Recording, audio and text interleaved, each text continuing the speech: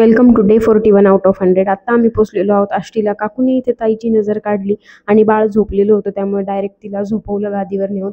आणि काकूच्या हाताला इतकी छान चव आहे ना, तिने इतकं सुंदर जेवण बनवलेलं. बाजार आमटी, मेथीची भाजी, पोळी, बाजरीची भाकरी आणि त्याचबरोबर दिवाळीचा फराळ, लाडू, करंजी, चिवडा, चकली आणि शेव.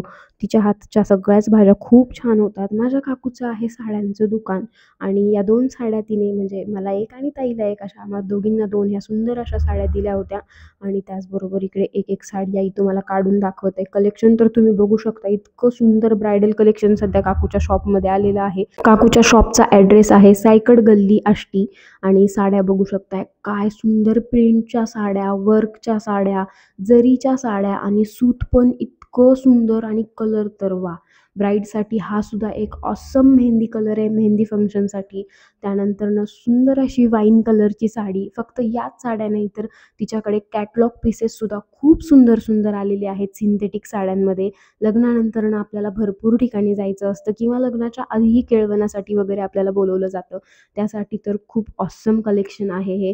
फक्त साड्याच नाही तर रेडीमेड ब्लाउजेस, लहान मुलांचे रेडीमेड ड्रेस, मॅचिंगचे ब्लाउज पीसेस, फॉल, टॉवेल, टोपी, स्पेशली वरमाईसाठी लागणारी ही पेशवाई साडी हिरव्या कलरची किती सुंदर आहे तुम्ही बघू शकताय. आणि या प्रत्येक साड्यांमध्ये तुम्हाला भरपूर व्हरायटी आणि कलर्स बघायला मिळतील, त्यामुळे एकदा माझ्या काकूच्या शॉपला नक्की व्हिजिट करा.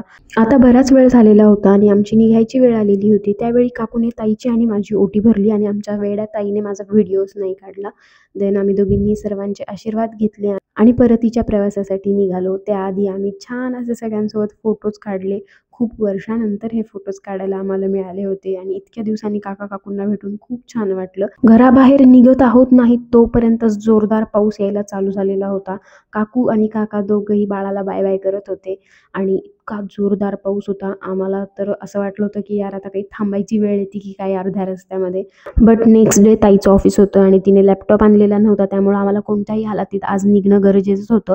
जाता जाता आम्ही गेलो सोनारीला. सोनारी तिथे आई बाळाला माकड नाही, मांजर दाखवत होती. सोनारीचे माकड फेमस आहेत म्हणून काय प्रत्येक ठिकाणी सोनारीचे माकडच नसतात, तिथं मांजरी सुद्धा असतातच.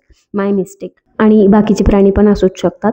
इथे बाळ खुश होत होतं. त्यानंतर आम्ही मंदिराच्या आवारात आलो आणि इकडे खूप छान छान मूर्ती होत्या बाकी देवांच्या. देन भैरवनाथाचा आशीर्वाद घेतला. इकडे मला माकडांची, यार माकड मांजर, मांजर माकड कन्फ्यूज व्हायला लागलं. माकडांची भीती वाटत होती. भैरवनाथांचा आम्ही सर्वांनी आशीर्वाद घेतला आणि या पंडितजींनी आमच्या ताईला नारळ सुद्धा दिला, कारण तिच्यासोबत बाळ होतं म्हणून. आणि नंतर आम्ही येता येता उसाचा रस देखील पिला. इथला रस खूप छान असतो.